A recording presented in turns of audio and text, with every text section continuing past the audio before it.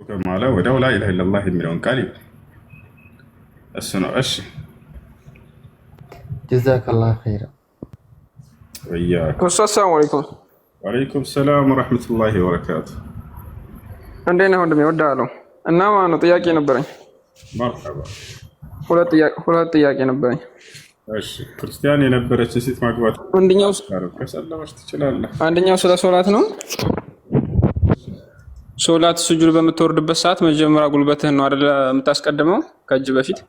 በዑለሞች መካከል ምንም ኺላፍ ቢኖረው ትክክለኛው ቀድመህ ጉልበትህ ነው የሚቀደመው ወደ ስጁድ ስትወርድ ጊዜ። ከዚያ አይዋ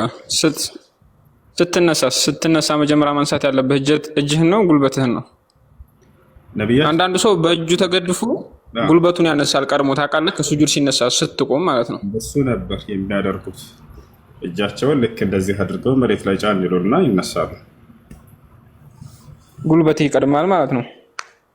እጃቸውን ጫን አድርገው ወደ ላይ ይነሳሉ። እንደሱ ነው የሚያደርጉት። አይ ማወቅ ፈልጌ ነው። እና ሁለተኛው ደግሞ ማለት ነው አሳፋሪ ጥያቄ ነው ግን ልጠይቅህ። እሺ ምንድን ነው? ከሚስት ጋር ግንኙነት በምታደርግበት ሰዓት የተለያየ ፖዚሽን መጠቀም ትችላለህ? ይቻላል? በብልት እስካልሆነ ድረስ እና እርሷን የሚጎዳ እስካልሆነ ድረስ፣ ይቅርታ በመጸዳጃ ቦታ እስካልሆነ ድረስ ማን ነው በብልት ብቻ ነው መሆን ያለበት። አንድ ይህን መሰረት ልታውቁ ይገባል። አንድ ሰው ሚስቱን መገናኘት የተፈቀደለት ልጅ ሊያገኝበት በሚችልበት ቦታ ብቻና ብቻ ነው። እሺ እርሱም ምንድነው? ብልት ብቻ። ኦኬ በዛ ሆኖ ግን የፈለግከውን ስታይል ፖዚሽን መጠቀም ትችላለህ ማለት ነው። ይፈቀዳል እስልምና በሸሪያው። የሚጎዳ እስካልሆነ ድረስ እሷ ፈቃደኛ እስከሆነች ድረስ ችግር የለውም። ኒሳኡኩም ሐርሱን ለኩም ፈእቱ ሐርሰኩም። አንዴ ሊጨርስ የማይቻልበት ቦታና የማይቻልበት ጊዜ አለ። ይሄ ልታውቁ ይገባል። የማይቻልበት ቦታ ያልኩት የሚቻለው በአንድ ቦታ ብቻ ነው። ሰውየው ሚስቱን መገናኘት የሚፈቀደው ልጅን ሊያገኝበት በሚችልበት ቦታ ብቻና ብቻ ነው። ይህን አላህ በቁርአን ላይ ተናግሯል። ምን ይላል? ኒሳኡኩም ሐርሱን ለኩም ፈእቱ ሐርሰኩም አና ሽእቱም ወቀዲሙ ሊአንፉሲኩም ወተቁላህ ወዕለሙ አነኩም ሙላቁሁ ወበሽሪል ሙእሚኒን።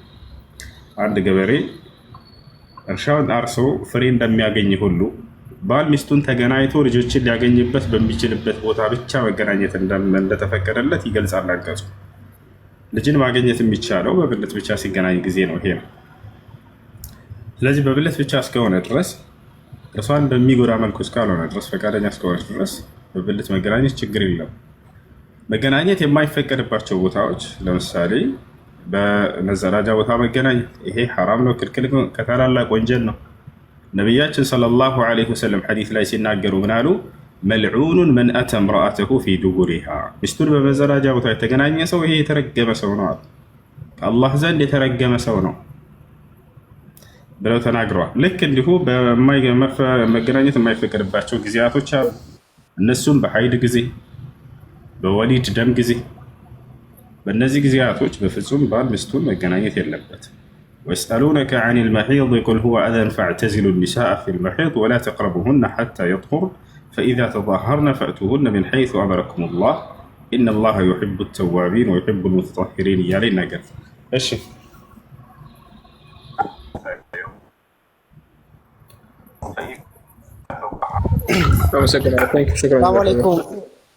ወአለይኩም ሰላም ወረሕመቱላሂ ወበረካቱ። አማን ነው። አንድ ጥያቄ ነበር። መርሐባ። እሺ ልጆች አስገቡኝ የሚሉትን አሁን ማስገባት አልችልም። ያው ገስት ላይ ያሉትን አጨለማቸው። ልጆች ኮፒ ሊንክ አድርጉ እየገባቸው አካባቢ። እሺ ጥያቄ ያለ ይቀጥል።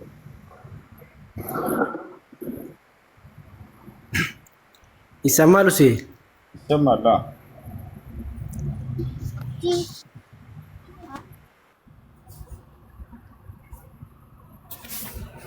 እሺ እኔ ጥያቄ ነበረው ማለት ነው እሱ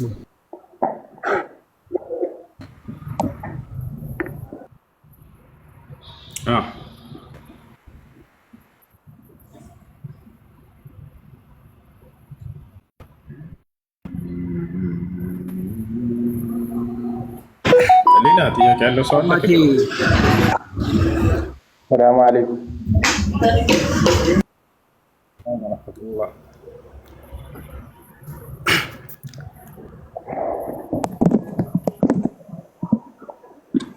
ጥያቄ ነበረኝ ይቻላል? እሺ። ፀጉር ማበላለጥ እንዴት ይታያል? እሺ፣ በየቀኑ መልስላችኋለሁ። እሺ፣ ነቢያችን ሰለላሁ ዐለይሂ ወሰለም ይህን አስመልክተው የተናገሩት ሐዲስ አለ። ነሃ ረሱሉላህ ሰለላሁ ዐለይሂ ወሰለም አኒል ቀዝዕ፣ የአላህ መልእክተኛ ነቢ ሰለላሁ ዐለይሂ ወሰለም ከፍተዋል። ቀዝዕ ምን ብሎ ማለት ከማ ፈሰረሁ አህሉል ዒልም። ልጆች ሸሃዳ መያዝ ፈልጋለሁ ብሎ የጻፈ ሰው አለ ኮሜንት ላይ መሰለኝ፣ አስገቡት። እሺ፣ ቀዝዕ ብሎ ማለት ሐልቅ ሸዕር ባዕደሁ ወተርክ ባዕደሁ፣ ከፊሉን ፀጉር ላጭቶ ከፊሉን ፀጉር መተው እንደሆነ ዑለሞች ተናግረዋል። ኢማም ኢብኑ ሐጀር ረሒመሁላህ ተዓላ። እንዲሁም በሌላ ሐዲስ ላይ ነቢያችን ሰለላሁ ዐለይሂ ወሰለም ከፊሉን መላጨትና ከፊሉን መተው እንደሆነ ገልጸዋል። የፀጉርን የትኛውን ክፍል ይሁን ምልጥ ልጭት አድርጎ ሌላኛውን መተው እሱ መክሩህ ነው ሕክሙ። እሺ፣ ሰላም አለይኩም። ወአለይኩም ሰላም። ለሻሃዳ የሚል ልጅ ካለ አስገቡት። ልጆች ኮሜንት ላይ ያየሁ ነበር። አድሚኖች የላችሁም? አንድ ጥያቄ ነበረኝ። እሺ፣ አንድ ክርስቲያን ሕፃን ልጅ ሆኖ ቢሞት ጀነት ነው የሚገባው? ጃል አላህ ስብሓነሁ ወተዓላ ወማ ኩና ሙዐዚቢነ ሐታ ነብዐሰ ረሱላ ይላል በቁርአን ላይ። እኔ መልእክተኛን ሳልክ የምቀጣ አይደለሁም አለ። መልእክተኛ ልኮ ያ መልእክተኛ መልእክቱ ደርሶት አልቀበልም ያለን ሰው ብቻ እንደሚቀጣ ተናግሯል። ይሄ ሕፃን ልጅ ደርሶታል ወይ? አልደረሰውም። ከሚቀጡት አይደለም። ለዚህ ነው ኢማሙ ሳዕዲ ረሒመሁላህ ተዓላ የሼክ እብን ዑሰይሚን ሼክ ተፍሲራቸው ላይ አህሉል ፈትራና ህፃናቶችን አላህ አይቀጣቸውም ብሎ ተናግረዋል። ይሄ ነው አቋማቸው። ይሄ ነው እኔም አቋም። ይሄ ነው አቋም። አላህ ስብሓነሁ ወተዓላ መልእክት ያልደረሰውን ሰው በከንቱ የሚቀጣ አምላክ አይደለም። መልእክት ደርሶት አይ እኔ አልቀበልም ይሄን አሻፈረኝ ያለን ሰው ብቻ ነው የሚቀጣው። ምክንያቱም ሊአንሁ ረቡን ዓዲል፣ ፍትሃዊ የሆነ አምላክ ነው። ሰው እንዴት ይቀጣል? በፍጹም አይቀጣም። ነቢያችን ሰለላሁ ዐለይሂ ወሰለም ልክ እንዲሁ ሐዲስ ላይ ምን ብለው ተናግረዋል? ወለዚ ነፍሱ ሙሐመድን ቢየዲህ እነሁ ላ የስመዑ ቢ አሐዱ ሚን ሃዚሂል ኡማ የሁድዩን አው ነስራኒዩን ሱመ ለም ዩእሚን ቢ ወቢለዚ ኡርሲልቱ ቢህ ኢላ ካነ ሚን አስሓቢ ናር አሉ። ምን አሉ ነቢያችን ሰለላሁ ዐለይሂ ወሰለም? ነፍሴ በእጁ በሆነችው በአላህ ስም እምላለሁኝ እኔ ከተላኩለት ትውልድ እስከ ዓለም ፍጻሜ ድረስ የሚገኝ ማንኛውም አይሁድ ወይንም ክርስቲያን የእኔን ነቢይነት ሰምቶ እኔ የተላኩበትን የነቢያትን መንገድ እስልምናን ሰምቶ ያልተቀበለ የጀሃነም እሳት ነው አሉ። ስለዚህ የነቢያችን ሰለላሁ ዐለይሂ ወሰለም ነቢይነት ካልደረሰው፣ የእስልምና ሃይማኖት አስተምሮ ካልደረሰው ይህ ሰው የሚቀጣ አይደለም ማለት ነው። በፍጹም የሚቀጣ አይደለም በፍጹም። እሺ፣ ሹክራን። እሺ፣ መርሐባ።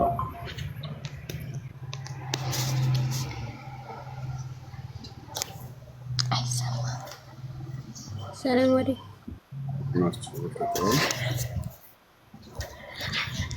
እሺ፣ ረዳይት አለሽ? አለ።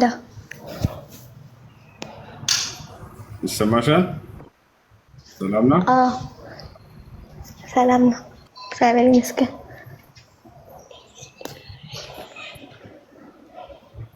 እሺ፣ እስልምናን መቀበል ፈልገሽ ነው? አዎ። እሺ፣ የምለውን ቃል አብረሽ እየተከተልሽ በል። እሺ።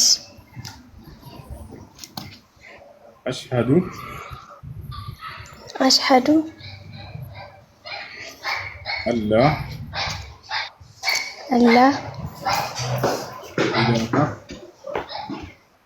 ኢላሃ ኢለላህ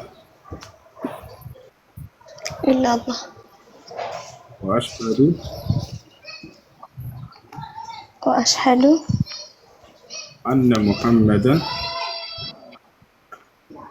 አነ ሙሐመደን ረሱሉላህ።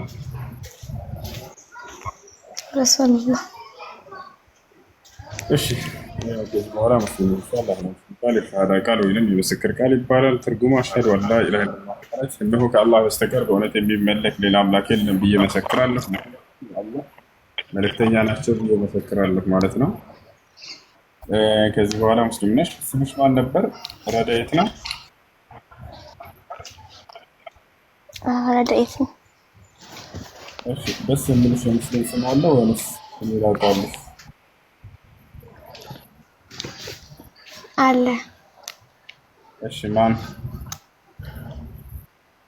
ሂዳያ። ሂዳያ፣ ማሻአላህ። ከዚህ በኋላ በከፍ ባና ሙስሊም ጓደኞች ይኖሩሻል? ስለ ሶላት አስተጋገድ ምናምን የሚያስተምሩሽ? በቃ እሺ፣ አግኛቸውና ሶላት አስተምሩያቸው። እሺ፣ እሺ። አይሽ እቴ ሻወር ወሰጂ አንድ ሰው ስለሆነ አስቀበል ሻወር እንዲወስድ ታዘ። አይ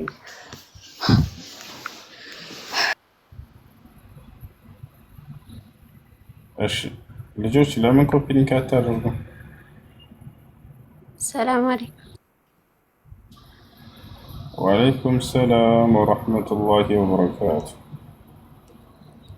እሱ ጥያቄ እኔ ቀብር ውስጥ ስላለ ቅጣትና ቀብር ውስጥ ስጋችን ይበሰብሳል፣ ነፍሳችን ወደ አላህ የሚሄደው በሱ ላይ ማብራሪያ ብትሰጠኝ ብዬ ነው። እሺ حياة البرزخ ثابت في الكتاب والسنة، وأن المؤمنين لهم النعيم وأن الكفار والمجرمين لهم العقاب في البرزخ. በቁርአን እና በሐዲስ ላይ የቀብር ቅጣት ጸድቋል። አማኝ የሆኑ ሰዎች ጸጋ እንደሚያገኙ፣ ከሃዲ የሆኑ ሰዎች ቅጣትን እንደሚያገኙ ተገልጿል በቁርአን በሐዲስም ላይ። ነቢያችን ሰለላሁ ዐለይሂ ወሰለም ከዕለታት አንድ ቀን በሆነ ቀብር ስር እያለፉ እያለ የሆኑ ሁለት ቀብሮችን አገኙ ከሰሃቦቻቸው ጋር። ቅጠልን ቆረጡና ለሁለት ከፍለው አንደኛውን ቅጠል ከአንደኛው ቀብር ላይ፣ ሌላኛውን ቅጠል ከአንደኛው ቀብር ላይ አደረጉ። ከዚያም ለሰሃቦች እንዲህ ብለው ነገሯቸው፣ ኢነሁማ ለዩዐዘባኒ ወማ ዩዐዘባኒ ፊ ከቢር አሐዱሁማ ካነ ላ የስተቲሩ ሚን በውሊህ ወልአኸሩ ካነ የምሺ ቢነሚም አሉ። እነዚህ የቀብር ባለቤቶች አሁን እየተቀጡ ነው አሉ ነቢ ሰለላሁ ዐለይሂ ወሰለም። ያቸው የቀብር ቅጣት እንዳለ ከዚህ እንረዳለን። እነርሱም አሁን እየተቀጡ ያሉት በታላላቅ በሚባል ወንጀል አይደለም አሉ። አንዳቸው ከሽንቱ በአግባቡ አይጸዳዳም ነበርና ነው አሉ። ያቸው እስቲንጃ ሲያደርግ ጊዜ በአግባቡ ረጋ ብሎ እስቲንጃ ያደርግም ይሄ ሰው። ገብታችኋል? ለዚህ ነው በሌላ ሐዲስ ላይ ምን አሉት? ተነዘሁ ሚነል በውሊ ፈኢነ ዓመተ ዐዛብ አልቀብር ሚነል በውል አሉ። አደራ እስቲንጃ ስታደርጉ በአግባቡ ተጽዳዱ ከሽንት፣ አብዛኛው የቀብር ቅጣት በእርሱ ምክንያት ነውና ብለው ተናግረዋል። ሌላኛውን ሰው ሲገልጹ ምን አሉ? ወልአኸሩ ካነ የምሺ ቢነሚም አሉ። ሌላኛው ይሄኛው የቀብር ባለቤት ደግሞ እየተቀጣ ያለበት ምክንያት ነገርን ያዋስድ ነበር አሉ። ነገር ማዋሰድ ለእኛ ዛሬ ቀላል ይመስለናል። የቀብር ቅጣት አለበት እሱ። النمام لا يدخل الجنة، وفي رواية أخرى القتات لا يدخل الجنة، وقال النبي صلى الله عليه وسلم نعم النمام لا يدخل الجنة، ነገረኛቱ ጀነት አይገባም ብለዋል። ይህ ወንጀሉ ቀላል እንዳልሆነ ለመግለጽ ነው። ጀነት አይገባም ሲሉ ጊዜ هو نقل الكلام بين الناس بقصد الإفساد بينهما። ነሚማ ብሎ ማለት ነገረኝነት ብሎ ማለት ከሰዎች ወደ ሰዎች ነገርን ማዋሰድ፣ አላማው ምን ሆኖ ሰዎችን ማጣላት ለማስታረቅ ከሆነ ይሄ ችግር የለውም። ለምሳሌ የተጣሉ ሁለት ጓደኛሞች ካሉሽ በመካከላቸው ሂዳሽ አንቺ ስለ ጓደኛሽ ምን ሆነሽ ነው ብለሽ ስለ እሷ ወሬ ትጠይቂያታለሽ። ከዛ በመካከል ወስደሽ ታስታርቂያቸዋለሽ። እሷ እኮ ስለ አንቺ እንዲጥሩ ነው የምትለው ብለሽ ሄደሽ ነገርሻት። አይሽ አይደለ? ለማጣላት ከሆነ ግን አይቻልም፣ አይፈቀድም። በመካከላቸው ጥልን ለመፍጠር አይፈቀድ። ወአስሊሑ ዛተ በይኒኩም አላምላክ አላህ ሱብሓነሁ ወተዓላ በመካከላችሁም አስታርቁ አለ። እርሱ አስታራቂዎችን ይወዳልና። ላ ኸይረ ፊ ከሲሪን ሚን ነጅዋሁም ኢላ መን አመረ ቢሰደቀቲን አው ማዕሩፍን አው ኢስላሕን በይነ ናስ ወመን የፍዐል ዛሊከ ኢብቲጋአ መርዳቲላሂ ፈሰውፈ ኑእቲህ አጅረን ዐዚማ። በሰዎች መካከል ስለማስታረቅ ሲናገር ይህንን የአላህን የእኔን ውዴታ እኔን ፊት ፈልጎ ለሰራ ሰው እኔ ትልቅ ምንዳን እሰጠዋለሁ ብሎ ተናግሯል። ነገረኝነትን በዚያው ልክ ቅጣት እንዳለበት ተገልጿል። ስለዚህ የቀብር ቅጣት ወይም የቀብር ጸጋ ልክ እንዲሁ እንዳለ ከዚህ ከቁርአን ከሐዲስ እንገነዘባለን ማለት ነው። ያ ግን ከይፍያው እንዴት ነው ጸጋውና ቅጣቱ? አመታት ውስጥ ዘመናት ውስጥ ዛሬ ምድር ላይ እንደምናሳልፈው ነው ወይ? አይደለም። አሁን አንዳንድ ሰው የሚመስለው ምንድነው በኑህ አለይሂ ሰላም ዘመን በአደም ዘመን የሞተ እስካሁን ልክ ፀሐይና ጨረቃ እንደሚፈራረቁበት ዓለም ቀናቶች በእርሱ ላይ አመታቶች እየነጎዱበት ይመስለናል ቀብር ውስጥ። ልክ እንቅልፉን ተኝቶ የተነሳ ያክል ነው ሁሉም የሚሰማው። ለዚህ ነው ያ ወይለና መን በዐሰና ሚን መርቀዲና የሚሉት። ማን ነው ከእንቅልፋችን የቀሰቀሰን ይላሉ። ነገር ግን በዚች በአጭር ቅጽበት ውስጥ ቅጣትም አለ ጸጋም አለ። አታስታውሱም? ሱረቱል በቀራ ላይ ዑዘይር ዓለይሂ ሰላም አላህ ሱብሓነሁ ወተዓላ ለ100 ዓመት ያክል ሙት አለው። ከ100 ዓመት በኋላ ሲነሳ ምን ያክል ጊዜ ነው ስሜቱ የተሰማው? ቃለ ለቢስቱ የውመን አው በዕደ የውም ነው ያለው አይደል? አንድ ቀን ወይ ግማሽ ቀን ነው የቆየሁት አለ። አያችሁ፣ ከሞት በኋላ ያለው ህይወት ምድር ላይ እንደምንቆየው ዓመታቶች የሚነግዱበት ዓመት አይደለም። ያ ነው አስሐቡል ከህፍን መውሰድ ትችላላቸው። የዋሻው ሰዎች በዋሻው ውስጥ ምን ያክል ጊዜ ነው የቆዩት? ወለቢሱ ፊ ከህፊህም 300 ሲኒነ ወዝዳዱ 9 በዋሻውም ውስጥ 3 ዓመት ከ9 ወራትን ቆይተዋል። አያችሁ 3 ዓመት ከ9 ወር ሲቆዩ ጊዜ ከዚያ በኋላ አላህ ሲያስነሳቸው ምን ያክል ጊዜ የተኛው ያክል የተሰማቸው? ወከዛሊከ በዐስናሁም ሊተሳአሉ በይነሁም ቃለ ቃኢሉ ሚንሁም ከም ለቢስቱም ቃሉ ለቢስና የውመን አው በዕደ የውም አንድ ቀን ወይ ግማሽ ቀን ነች የቆየናት አሉ። አያችሁ አይደል? ይህንን የቀብር ህይወትን አላህ ሱብሓነሁ ወተዓላ እንደ ምድራዊ ህይወት ረጅም ዓመት አይደለም የሚያደርገው፣ አጭር ነች። በዚያ ውስጥ ግን ጸጋም አለ ቅጣትም አለ። ያ ነው ያን ከይፍያውን አላህ ሱብሓነሁ ወተዓላ ነው የሚያውቀው። እሺ እሺ ሌላው ጥያቄ ደግሞ ነገር ማዋሰድ ሲባል ለማስታረቅም አይደለም፣ የተጣሉም ሰዎች አይደሉም። ግን እኔ ለጓደኛ የሆነ ነገር ባወራት ዝም ብላ እንደ ወሬ ሂዳ ብታወራ ለሌላ ሰው ማለት ነው፣ ያ ነገር ማዋሰድ ይባላል? ለማስታረቅ ካልሆነ በስተቀር ከሰዎች ወደ ሰዎች ወሬ ነቅል ማድረግ አይቻልም። ኢላ ምን አጅል ልኢስላሒ በይነሁማ በመካከላቸው ለማስታረቅ ተብሎ ታስቦበት ካልሆነ በስተቀር ወሬን ከዚያ ወዚህ ማዋሰድ በሰዎች መካከል ጥልን በሚፈጥር ነገር እሱ አይቻልም። እሺ ሽኩራን ጀዛከላህ።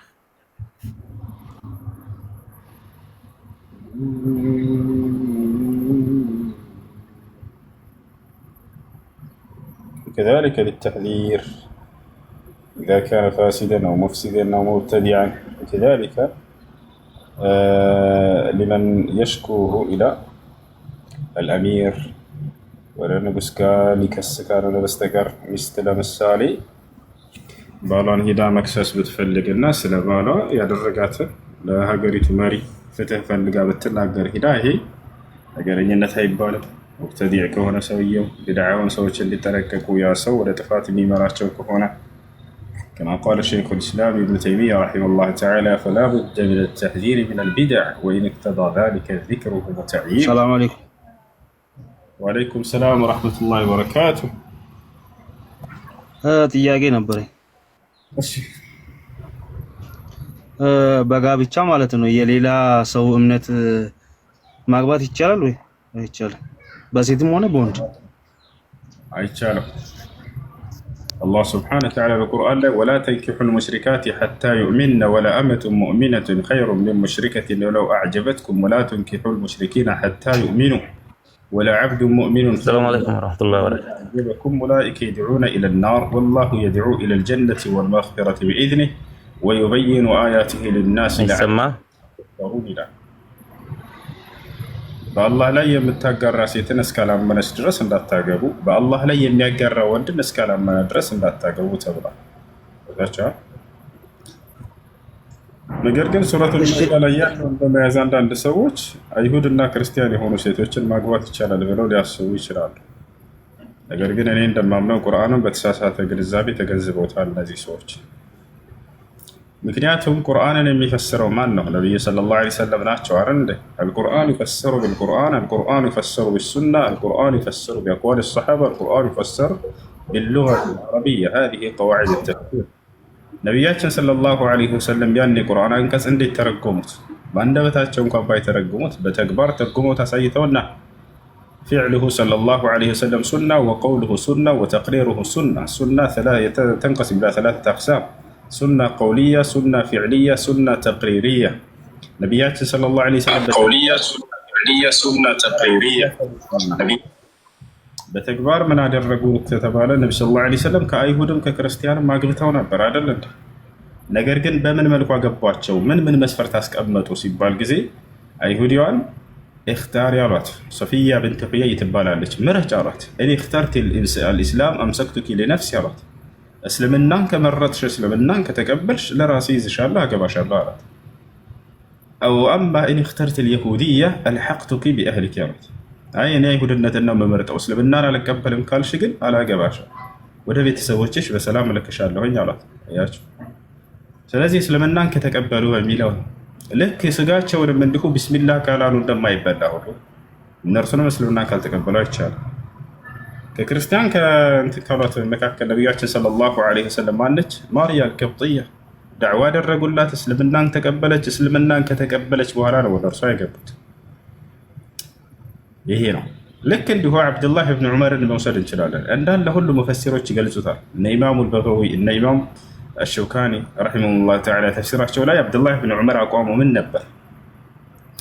ቃለ አብዱላህ ብን ዑመር ረዲየላሁ ዐንሁ ላ ተሕሉ ነስራንያ ፈኢነኒ ላ አዕለም ሙሽሪከተን አዕዘም ሚመን ተድዒ ቢአነ አልመሲሐ ሁወ ላህ አው ኢብኑላህ። ክርስቲያን ሴትን በፍጹም ማግባት አይቻልም ይላል አብዱላህ ብን ዑመር። እኔ በምድር ላይ መሲሁ ራሱ አምላክ ነው ከምትል ሴት በላይ ጋድን ሴት አላውቅም ማለት። ስለዚህ በፍጹም በአላህ ላይ የምታጋራ ሴት አታገባም ከተባለ የመጀመሪያ ማግባት የማይፈቀደው እነሱ ነው እንዳም ብሎ ይናገራል። ነገ ልጆች ምንድነው የሚሆኑት? እነዚህ ናገት ከአላህ ስብሐነ ወተዓላ ውጭ ሌላን አካል እንዲያመልኩ ይሆናሉ። ከነቢያት መካከል አንድ ነቢይ የሆነውን መሲሁን ዒሳ ዐለይሂ ሰላም ታላቁን ነቢይ ወደ ማምለክ ይሄዳሉ። ይሄ በአይናችሁ በገሃድ እያያቸው ነው። ስለዚህ ነቢያችን ሰለላሁ ዐለይሂ ወሰለም ስለ ጋብቻ የመከሯቸውን ምክሮች ያዙ። ቱንከሑ ልመርአቱ ሊአርበዕ ሊማሊሃ ወሊጀማሊሃ ወሊሐሰቢሃ ወሊዲኒሃ ፈظፈር ቢዛቲ ዲን ተሪበት የዳክ። ዲን ያላትን መርጠህ አግባ አሉ ነቢ ሰለላሁ ዐለይሂ ወሰለም። በሌላ ሐዲስ ላይ ቃለ ነቢይ ሰለላሁ ዐለይሂ ወሰለም ኢዛ ጃአኩም መን ተርደውነ ዲነሁ ወኹሉቀሁ ፈዘውጁሁ ኢላ ተፍዐሉሁ ተኩን ፊትነቱን ፊል አርድ ወፈሳዱን ዐሪድ። ዲን ያለውን አካል ማግባት እንዳለባቸው ይነግሯቸዋል። ቃለት እምረአት ሊነቢይ ሰለላሁ ዐለይሂ ወሰለም ያ ረሱለላህ ኡሪዱ አን አተዘወጅ ፈቢማዛ ተንሰሕኒ? ፈቃለ ለሃ ነቢይ ሰለላሁ ዐለይሂ ወሰለም ኢን ወጀድቲ ረጁለን ሳሊሐን ፈተዘወጂ። እሺ ጥያቄ አለ። ቀጥል። ከቀብር ቅጣት ያልከው በስትንጃ ያልከው ምህረት ይኖራሉ ወይ አይኖሩም? ምህረትማ ይኖረዋል። ለዘላለም አይደለም ቅጣቱ በዛ ባለበት ኃጢአት ልክ ነው የሚቀጣው። ለዘላለም የሚያስቀጣው ሽርክ ብቻ ሽርክና ለአላህ ሱብሓነሁ ወተዓላ አለመስገድ፣ አላህ ሱብሓነሁ ወተዓላን አለመስገድ፣ ለእርሱ አለመስገድ። በዑለሞች መካከል ምንም ኺላፍ ቢኖረው እሱ ጉዳይ ትክክለኛው ግን كما قال الشيخ العلامة صالح الفوزان تارك الصلاة خالد مخلد في نار جهنم، يعني النبي صلى الله عليه وسلم كفره العهد الذي بيننا وبينهم الصلاة فمن تركها فقد كفر. وقال عليه الصلاة والسلام بين الرجل وبين الشرك والكفر ترك الصلاة. صلاة اللي توسوك هادينا وبرا النبي صلى الله عليه وسلم قال بقى الشنا يا شنتك بابا المزرادات نزل على الناس قطاع يدنا. እሺ ሰላም አለይኩም። ወአለይኩም ሰላም ወራህመቱላሂ ወበረካቱ። ጥያቄ ነበረኝ።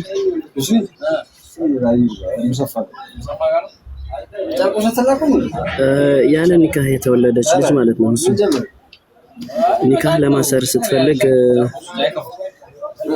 አባቷ ግዴታ ማወቅ አለበት?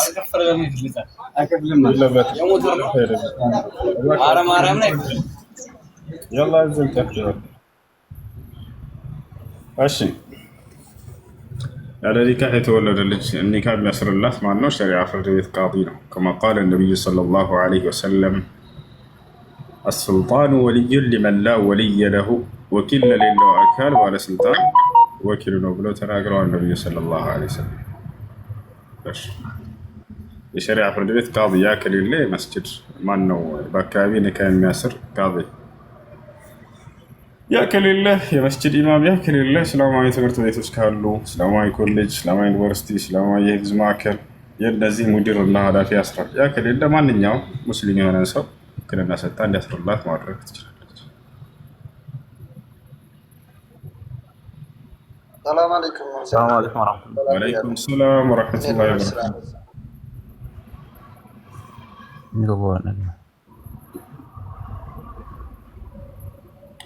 እሺ ሁሴን እኔን አስቀድመኝ ልወርድ ስለሆነ። እሺ ሊወርድ ስለሆነ አስቀድሙት ልጆች።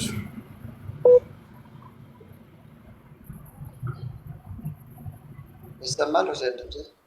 ይሰማል። የኔ ጥያቄ በገንዘብ ጉዳይ ማለት ነው። ምሳሌ አንድ ልጅ ከተነጋገርከው በላይ ማለት እሱ አያውቅም፣ ከዛ በላይ ብትይዝበት ፈርቅ ብትይዝበት ሐራም ይሆናል አይሆንም? አይቻልም። አልሙስሊሙን ዐላ ሹሩጢሂም ሙስሊሞች በስምምነታቸው ላይ ይገኛሉ ብለዋል። ባደረጋችሁት ስምምነት ላይ መገኘት ግድ ነው። እሱ እኮ አያውቅም ያንን። እሱ አይሰማም። እኔ ብቻ ነኝ የማውቀው። ወአለይኩም ሰላም እኮ ወንድም ከሰውየው ጋር ግብይት እያደረግክ እስከሆነ ድረስ እንትን ስምምነት ካላችሁ በስምምነታችሁ መገኘት አለባችሁ። እሺ ሸሃዳ መያዝ የሚፈልግ ሰው አለ እያላችሁ ነው። አድሚኖች ካላችሁ አስገቡት። ሰላም ነው። ዳን አልሐምዱሊላህ። እሺ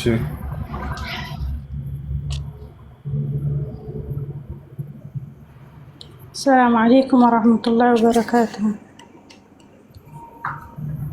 وعليكم السلام ورحمة الله وبركاته.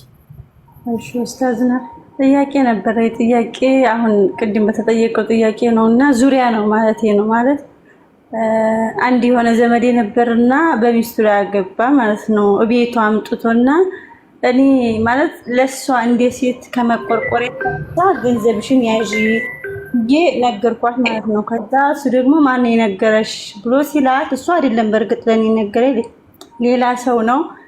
ከዛ አሁን ይሄ እንደ ነገረኝነት ይቆጠርብኛል ወይ ካላህ ጋር ያለውን ነገር ብታስረዳኝ ብዬ ነው። ምክንያቱም እኔ ነኝ የነገርኳት አግብቶብሻል ሳይሆን ያልኳት ገንዘብሽን ያዢ ብዬ ይሄን ብቻ ነው ያልኩትና አሁን እሷ ማከፋኛለች። እሱ ጋር እንኳን ታርቀናል፣ ሰው አስታርቆናል። ግን ይሄ እንዴት ይታያል? ሌላ ሴት እቤቷ ሲያመጣ እዚህ አረብ ቤትኛ እንዴት እንደምንለፋ እንግዲህ ሁሉም ሰው ያውቀዋልና እንደራሴ መስሎኝ ያው የልጆችም እናት ስለሆነች እሷን አንተ አረብ ሀገር አውጥተህ በባለፈው ወደ ሀገር ልትመለስ ስትል እሱ እንዳትመጪ አላት ማለት ነው። እንደዛ እሷን እዛ ተቀመጪ ብለህ ለምን በእሷ ላይ ሴት አምጥተህ ቤቷ አስገባህ ብዬ እኔ በጣም ቆረቆረኝ። እንደ ሴት እንጂ እንደ ወንድም አንድ ጡት የጠባ ነው እኔ እና እሱ ነን እና ይሄን እንዴት ታስረዳኝ ፈልጌ ነው። ይሰማል ኡስታዝ? ሸበካ የያዘኝ ነው። እሺ ገንዘብሽን ያዥ ብዬ መከርኳት ነው ያልሽው? ይሄን ቃል ነው የተናገርሽው? ይሄን ብቻ ነው ያልኩት። ገንዘብሽን ያዥ ነው ያልኩት። እኔ ያገባ ምንም የጨመርኩት የቀነስኩት ነገር የለኝም። እሺ ይሄን መናገርሽ እንደ ወንጀል አይቆጠርም።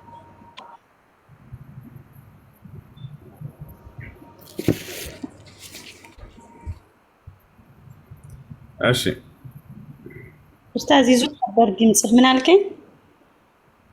ገንዘብሽን ያዥ ብለሽ በመምከርሽ ይሄ ብቻ ከሆነ ምንም ጥፋት የለብሽም። በዚያ አንቺ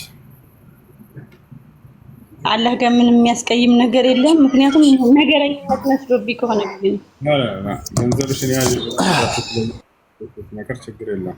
እሺ እሺ ጀዛኩሙላህ ኸይር። አሶፍኩኝ ወደ እሺ ነስራ ወይ ሰላም አለይኩም ወራህመቱላህ።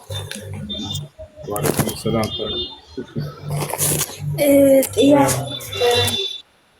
ጥያቄ ምንድነው? ሰኞና ሐሙስ መጾም ሱና ነው አይደል? ሱና ነው። ያኔ አይድ ላይ ስንሆን ምናምን ቀዳ ማፍራት አለብን ወይስ እንዴት ነው? እሺ ሰኞና ሐሙስ ስላለፋችሁ ቀጣ አውጡ አይባልም። ግዴታ አይደለምና ሱና ጾም ነው። ከቻላችሁ ጾሙ፣ ካልቻላችሁ ችግር የለም። ሰማችኋል ሰዎች? ይሰማል። እንዴት ነው?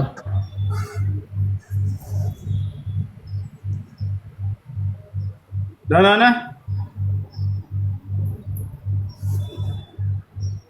ሄሎ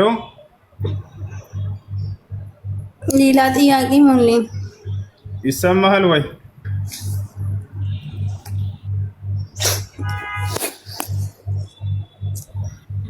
እየተሰማህ ነው? ተናገር።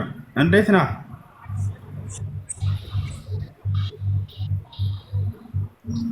ኮሜንት ላይ ስትጽፍ ነበር አይደል? እንዴት ነህ? ደህና ነህ ወይ? ምን ብለህ ነበር ኮሜንት ላይ የጻፍከው? አላህ መሐመድ አምላክ ብቻ ነው። በጣም ጥሩ። የአረብ ክርስቲያን እንዳለ ታውቃለህ አታውቅም? አውቃለሁ። አምላካቸውን ማን ብለው ነው የሚጠሩት? እግዚአብሔር ወይስ አምላካቸውን ማን ብለው ነው የሚጠሩት? መጽሐፍ ቅዱሳቸው ማን ይላል ስለ አምላካቸው? ስለ አላህ ነው የሚለው ወይስ እግዚአብሔር? መጽሐፍ ቅዱሳቸው አላህ ነው የሚለው። ጎበዝ ልጅ። ስለዚህ አላህ አምላካቸው ነው ማለት ነው። ለነ ሙሴ ለኢየሱስ ክርስቶስም አምላኩ እንደሆነ መጽሐፍ ቅዱስ ይናገራል። ምን ትላለህ?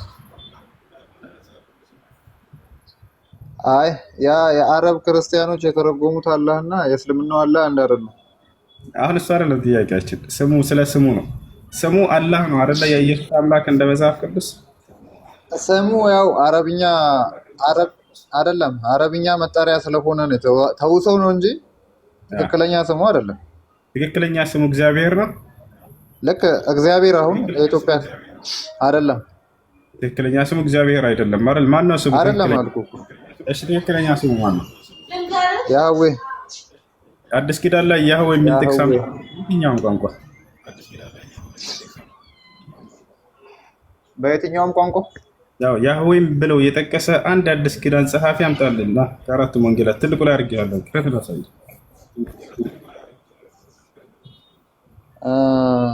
ቪዲዮ መክፈት አልችልም። መጀመሪያ እኔ ከፍትልሃለሁ፣ ችግር የለውም። የቱ ጋር ልክፈትልህ? ማለት ከአዲስ ኪዳን ነው ያልከው? ቆይ ከአዲስ ኪዳን ነው ያልከው?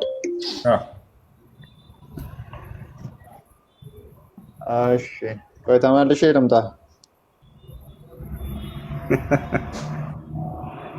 አይ ወይኔ በላቸው ብትሞት ይኸውልህ አታመጣውም። የዛሬ 1 ሚሊዮን ዓመት እና አታመጣውም። ጥያቄ አልጨረስኩም ወይ ብለህ ጥሪ አዲስ ኪዳን ባለቤት አንድ ሜት። እሺ እሺ ጥያቄ አለ ይጠይቅ። ሌላኛው ጥያቄ ደግሞ አይሰማም? ይሰማል።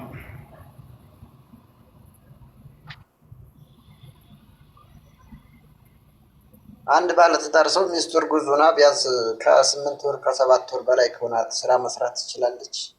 ብትሰራስ ምንድን ነው ማለት ኃላፊነቷን ወስዶ ካላስተዳደርም? ኃላፊነት ካገባት ጊዜ ጀምሮ እሷን ሰርቶ የማስተዳደር ግዴታ አለበት። ምን ስታረግዝ ብቻ። ስታረግዝ ደግሞ በደንብ ይበረታል። ከዛቸዋል። ስለዚህ ማስተዳደር አለበት ሰርቶ። የማስተዳደር ኃላፊነት ያለው ባል ላይ ነው። ከመቼ ጀምሮ? ኒካ ካሰረበት ጊዜ ጀምሮ። الرجال قوامون على النساء بما فضل الله بعضهم على بعض وبما أنفقوا من أموالهم ይላል። ባሎች የሚስቶቻቸው አስተዳዳሪዎች ናቸው ይላል። ገንዘብስ ማን ነው መስጠት ያለበት? ባል ነው። በሚያደርጉላቸውም የገንዘብ ወጪ ይላል። የገንዘብ ወጪ ማድረግ ያለበት ባል ነው። ነቢያችን ሰለላሁ ዐለይሂ ወሰለም ጋር የሆነ ሰው መጥቶ ጠየቃቸው። ያ ረሱለላህ ሀል ሊአዝዋጅና ዐለይና ሐቃ? ቃለ ነቢዩ ሰለላሁ ዐለይሂ ወሰለም ነዓም አን ቱጥዒመሃ ኢዛ ጠዒምት ወተክሱሃ ኢዛ እክተሰይት ወላ ተድሪብ ልወጅህ ወላ ቱቀቢሕ ወአላ ተህጁርሃ ኢላ ፊል በይት። ሰውየው መጣና ወደ ነቢዩ ሰለላሁ ዐለይሂ ወሰለም ጋር ጠየቃቸው። አንተ የአላህ መልእክተኛ ሆይ ለመሆኑ ሚስቶቻችን በእኛ ላይ ሐቅ አላቸው ብሎ ጠየቀ። መብት አላቸው እንዲህ አለ። ያው በጣም አላቸው አለ። በጥቂቱ 5 መብት ነገሩት። ግዴታ ስትበላ ልታበላት፣ ስትጠጣ ልታጠጣት፣ ስትለብስ ልታለብሳት አሉት። አያችሁ፣ ባጭሩ የቤት አስቤዛ የሚመለከተው ባልን ብቻ ነው፣ ሚስትን አይደለም። ሚስት የፈለገ ሚሊዮነር ብትሆን ትዳሩ ላይ አንቺ ማለሽበትና ብሎ ከዚያ ገንዘብ ያለ ፈቃዷ መውሰድ አይችልም። ፈቃደኛ ሆና ከሰጠችው ብቻ ነው። አላህ ስብሐነሁ ወተዓላ ፈኢን ጢብነ ለኩም ዐን ሸይኢን ሚንሁ ነፍሰን ፈኩሉሁ ሀኒአን መሪአ አለ። ሴቶች ከገንዘቦቻቸው ወደው ፈቅደው ከውስጣቸው ደስ ብሏቸው ከሰጧቸው ተቀበሉ አለ። አያሽ ሳትወድ ሳትፈቅድ ግን እሷን ቢቀበላት ቢቀማት ይሄ ወንጀል ነው። ኢብኑ ዑሰይሚን ምን አሉ? እንዳውም አንድ ሰው ሚስቱን በፍች አስፈራርቶ ትዳሬን እንዳይበትንብኝ ብላ ፈርታ ብትሰጠው እፈታሻለሁ፣ እመታሻለሁ፣ እቀማሻለሁ እያለ አስፈራርቶ ቢቀበላት እሱን ይህን ትዳሯ እንዳይበትንባት ፈርታ ብትሰጠው ወንጀል ላይ በላው፣ ገንዘቡ የሐራም ገንዘብ ነው ይጠየቅበታል ብሎ ተናግሯል። እና ማስተዳደር አለበት፣ ሰርቶ ሊያስተዳድራት ይገባል። ይሄ ለአደም ዓለይሂ ሰላም ጀምሮ የወጣ ህግ ነው። የሚገርመው ከአደም ዓለይሂ ሰላም ጀምሮ አላህ ለአደም ምን አለው? ፈቁልና ያ አደሙ ኢነ ሃዛ ዐዱውን ለከ ወሊዘውጅከ ፈላ ዩኽሪጀነኩማ ሚነል ጀነቲ ፈተሽቃ። ለአደም አላህ ምን አልኩት አለ? አንተ አደም ሆይ ይህ ሰይጣን ለአንተና ለሚስትህ ጠላታችሁ ነው። አደራ ከጀነት እንድትወጡ ሰበብ እንዳይሆናችሁ፣ ከወጣችሁ አንተ ትደክማለህ ትለፋለህና አለው። አያችሁ፣ ወደ ምድር ከወረዱ መልፋት፣ መድከም፣ መስራት የማን ኃላፊነት እንደሆነ ነገረው። አንተ ያንተ ስራ ነው ይሄ ብሎታል። ከሰው ልጆች መጀመሪያ ከአደም ጀምሮ ሰርቶ ደክሞ ለፍቶ ማስተዳደር ያለበት ኃላፊነት የጣለበት እርሱ ወንድ ልጅ ይሄ ነው። እንደ እስልምና ሴት ልጅ በየትኛውን ጊዜ ሰርታ ታብላ ቤት ማንኛውንም የተገደደችበት ነገር የለም። ልጅም በሆነችበት ጊዜ አባቷ ሊያስተዳድራት ግዴታ ተጥሎበታል። አባት ከሌለው ወንድሟ እንዲያስተዳድራት ግዴታ ተጥሎበታል። የሚገርማችሁ እህት ግን ወንድሟን የማስተዳደር ግዴታ የለባትም። ለዚህም ነው የሁለት ሴት ድርሻ ለአንድ ወንድ ድረስ የተባለው። አንደኛው ድርሻው እህቱን መንከባከቢያ ይሆን ዘንድ ነው። ታቻላ ኢማሙ አሕመድ ብን ሐንበል ምን አሉ? እህት ተቸግራ ለሆነ ነገር ገንዘብ አስፈልጓት የሚሰጣት አባት ከሌላት ወንድሟ ካለው የመስጠት ግዴታ አለበት ይላሉ። እና ይሄን ይመስላል ሰውየው ሚስቱን የማስተዳደር ኃላፊነት ተጥሎበት ግዴታ አለበት።